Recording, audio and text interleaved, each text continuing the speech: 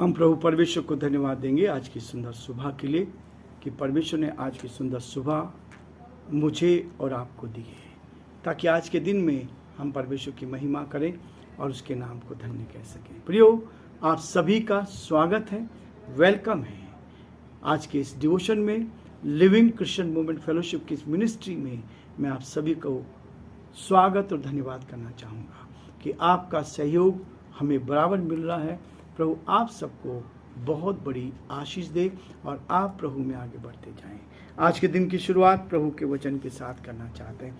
कल हमने देखा था रोमियोस का पहला अध्याय और उसके 1 पद से लेकर 11 पद तक हमने देख चुके हैं। आज 12 पद से लेकर 15 पद तक मैं आपके सामने पढ़ना चाहता हूं, ताकि आज के दिन की शुरुआत हम प्रभु के इस वचन के साथ कर सकें।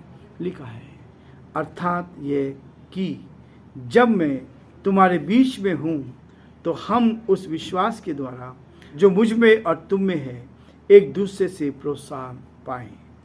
हे भाइयों, मैं नहीं चाहता कि तुम इससे अनजान रहो कि मैंने बार बार तुम्हारे पास आना चाहा कि जैसा मुझे दूसरी अन्य जातियों में फल मिला वैसा ही तुम में भी मिले, परंतु अब तक रोका गया। मैं यूनानियों और अन्य भाषियों का और बुद्धिमानों और निर्बुद्धियों का कर्जदार हूँ। अतः मैं तुम्हें भी जो रोम में रहते हो सुसमाचार सुनाने को भरसक तैयार हूँ। परमेश्वर अपने इस वचन के पढ़े और सुने जाने पर आशीष दे। आमीन। प्रभु जी, हम आपके हृदय से आभारी हैं आज की सुंदर सुबह के लिए। आज शनिवार के दिन प्रभु आपने हमें सौभाग्य प्रदान किया है कि हम आपके पवित्र सिंहासन के सम्मुख आ सकें। रात्रि के मीठे विश्राम के लिए आपको धन्यवाद। आज की सुंदर सुबह के लिए आपको धन्यवाद। ये सुंदर दिन दिखाया इसके लिए धन्यवाद। हमारे सारे भाई बहनों को प्रभु जो आज आवाज को सुन रहे प्रभु जी, जो प्रभु जी आपके वचन को सुन रहे उन सब के लिए प्रार्थना करते हैं। यीशु के नाम से हम आशीष को मांग लेते हैं। यीशु के नाम से चंगाई को मांग लेते हैं। यीशु के नाम से प्यारे परमेश्वर प्रार्थना करते हैं, हर एक की सुधि ले, बीमारी से, परेशानी से, कठिनाई से, दुख और मुसीबत से बचाएं, ताकि सब बातों के द्वारा हे परमेश्वर आपका नाम ऊंचा किया जाए। हम धन्यवाद देते हैं प्रभु कि आपने हमारी मदद की है, हमारी सहायता की है। आप हमारे साथ साथ रहते हैं, आत्मिक उन्नति दे रहे हैं, अपने हाथों में रख रहे हैं, ताकि परमेश्वर हम आपकी महिमा कान बन सके। हे दया के धनी और विश्वास के योग्य परमेश्वर, अपने आप को, अपने कमजोर जीवन को आपके हाथ में सौंपते हैं और यही प्रार्थना करते हैं प्रभु आपकी दया दृष्टि हर कदम पर हमारे साथ बनी रहे। हम प्रार्थना करते हैं हमारे प्रदेश राजस्थान के लिए। राजस्थान पर आपके अनुग्रह की दृष्टि चाहते हैं। यहाँ के मुख्यमंत्री अशोक गहलोत जी को आपके हाथों में सौंपते हैं, बुद्धि और ज्ञान से परिपूर्ण कर, ताकि परमेश्वर इस प्रदेश का संचालन आपकी महिमा के लिए पूरा कर सके और जो आपकी योजनाएं पूरी की जाए। हम बड़े आदर के साथ, दीनता, नम्रता के साथ पिता परमेश्वर आपके हाथों में सौंपते हैं और चाहते हैं प्रभु जी आपके अनुग्रह की दृष्टि उन पर बनी रहे। हमारे देश के लिए, देश के प्रधानमंत्री के लिए, राष्ट्रपति के लिए प्रार्थना करते हैं, आपका हाथ उन पर भी बना रहे, ताकि वो भी आपके नाम में आगे बढ़े और आपकी महिमा कान बन सके। हम बड़े आदर के साथ, दीनता के, नम्रता के साथ इस डिवोशन को आपके हाथ में सौंपते हुए इस विनती को अपने प्रभु अपने धार करता यीशु मसीह के नाम से मांगते हैं। आमीन।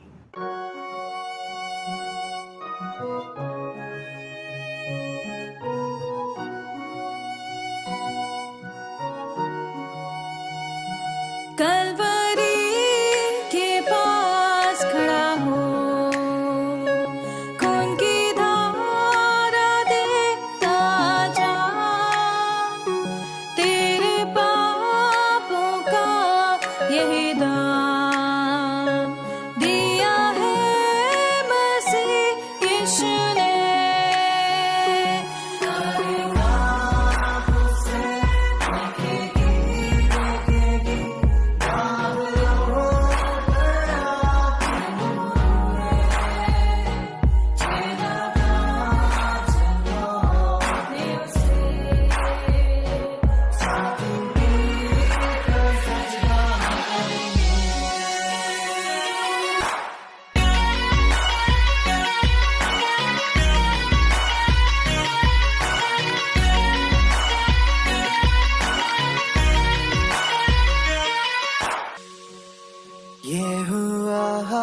सब तेरे लिए, तूने भी उसे छेड़ा था,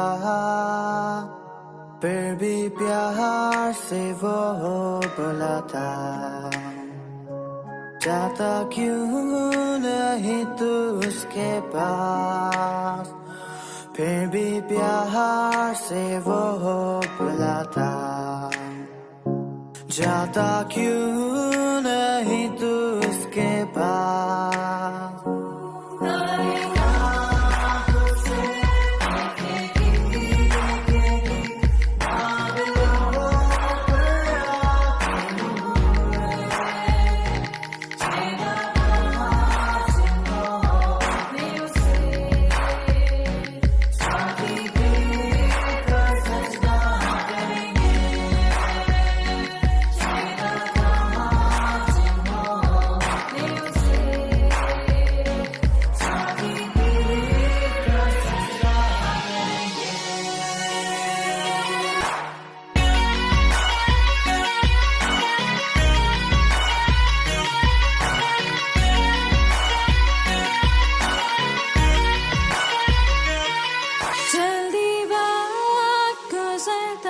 चाहता है, रात अंधेरी आती है, तौबा कर दरवाजा होगा बंद, कुछ ना होगा वे पछताने से,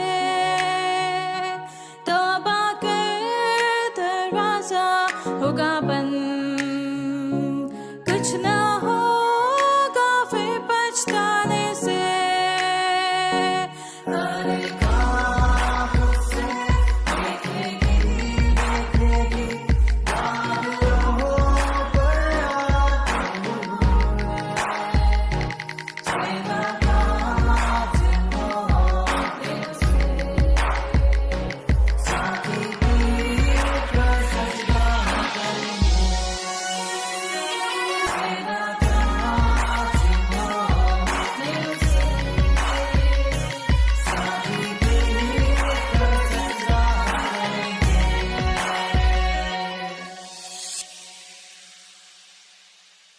प्रियो, आज हम 12 पद से लेकर आगे देखने का प्रयास करेंगे।